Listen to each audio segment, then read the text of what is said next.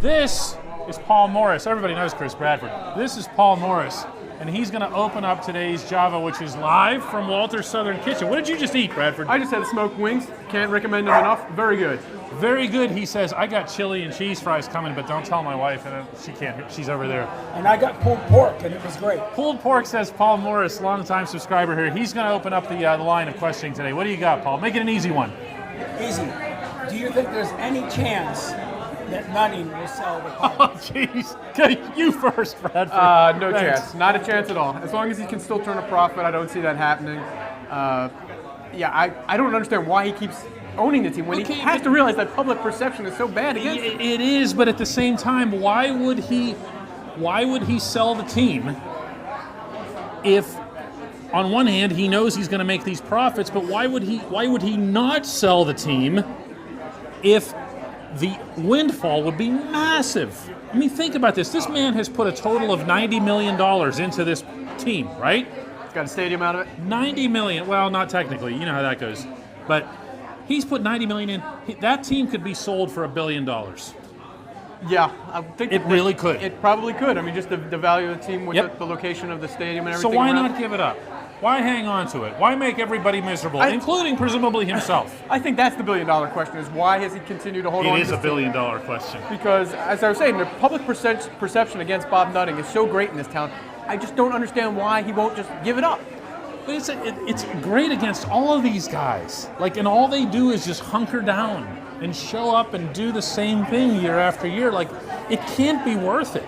You know, that's the part that I don't understand. No, I mean, the answer is no, Paul. No, Paul. No. I mean, when you think of the Rooney family, Mario Lemieux and Ron Burkle, and all the goodwill that they've generated towards their teams, there is nothing with that with Bob Nutting. Nothing at all. The Penguins got some lousy news about Matt Murray. Yeah, Matt Murray is going to be out with a concussion. It looks like Casey DeSmith will be in goal Thursday night when the Penguins host the Vegas Golden Knights. What do you think of that? Not for Thursday, but just in general. What do you think of their backup goaltending? You know what? I think DeSmith and Jari showed enough last year to where, if it's a short-term thing. Short-term. Again, if it's a 2-week thing as it was last year for Matt Murray, they'll get by with Smith and Jari. Yeah, but DeSmith and Jari. I know, but listen to what we're saying here. I mean, Casey DeSmith is Casey DeSmith. He's not going to get any better. He's a known commodity.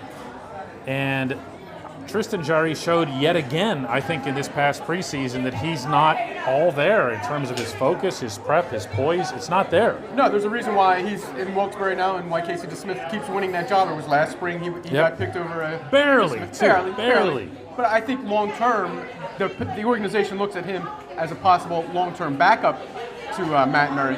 I think the question now is about Matt Murray's durability. Is there questions about him long-term moving forward, because how many injuries he's had now over the last 2 years? Right. Well, I actually looked that up for something I was writing tonight before I came here.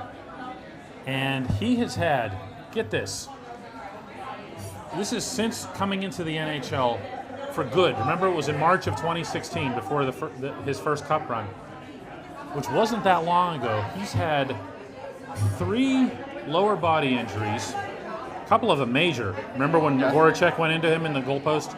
2 upper body injuries, and now 3 concussions. Confirmed concussions that we know of in the NHL. And we're just talking about the NHL. And they don't track this stuff when you're in the minors or in the juniors or certainly in the lower levels. So we don't know if he's had all of those add up, and it's starting to get a little bit scary. It should be a little bit scary. I mean, not just for, the Penguins, team, right? For him personally. I mean, this is a young man who's really going through good a lot, dude too, and a really good guy. You hate to see this thing happen. I mean, the Penguins obviously went through it with Sidney Crosby, 7 years ago, and you remember how long it took for him to get back and to be the player. Well, we weren't sure he was coming back. No, it's a scary time, I'm sure, for Matt Murray, and obviously you wish him the best. What year did the Pirates win their first ever? Or were invited to, I guess, maybe, World Series? Oh, see, I love this one because they didn't technically get invited. I love Pirates historical questions, much better than current Pirates questions, by the way. They actually created the World Series. Their owner at the time, a guy named Barney Dreyfuss, and we're talking about the turn of the previous century, invited the Boston Americans or the Boston Pilgrims. They actually went by a bunch of different names to play in a mutual championship in Pittsburgh, and it was a best of 8, if you can believe that, series, which Boston won. You didn't think I'd know that. It was 1903. The Pirates didn't actually win the World Series until beating Detroit in 1909. 09, yes. Who That could was forget? the Honus Wagner versus Ty Cobb series. They'll be facing an opponent in the Golden Knights that's just in your face constantly. They actually play hockey the way Mike Sullivan loves to see it played. And that's not to say that Sullivan would trade teams. No. But he in his dream world, the Penguins play in that same manner every night, what we saw Vegas doing all through their expansion year. Yeah, I was talking with Matt Cullen yesterday about excuse me, about the speed of the Golden Knights and how a team, you can have an expansion team reach the Stanley Cup final just because of the speed that they have, team speed that they have.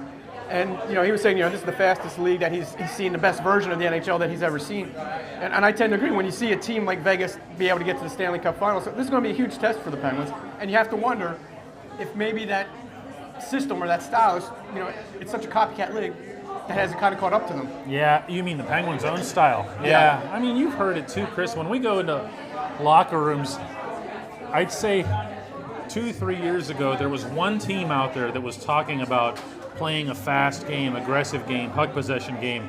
I shouldn't say one. It was Pittsburgh, Tampa, the Islanders to an extent. Remember when they had Grabner and those guys? And then before that, it was the Rangers when they had Hagelin and what's his name, the little Zuccarello, the Norwegian guy. They played that real fast game. Now it's everybody. And they're even using some of the same lingo, some of the Mike Sullivan lingo, about playing fast, playing aggressive. Being on the right side of pucks. Being on the right side of pucks, that's his thing all week, right? That's his go-to line. And even we're talking about the Washington Capitals, a team that an older team, but they have kind of built themselves around in a speed model as well. And that's where Barry Trotz, he had his John Harbaugh moment where he looked across the field or across the ice and said, you know what? I keep losing to that team. Why is it that I keep losing to that team? And he said, okay, maybe it's because they're doing something smarter than I am. The Capitals did a lot of mirroring of what the Penguins did, just like the Ravens did to the Steelers a few years back. That's a very good point. That's an exact comparison that I would use.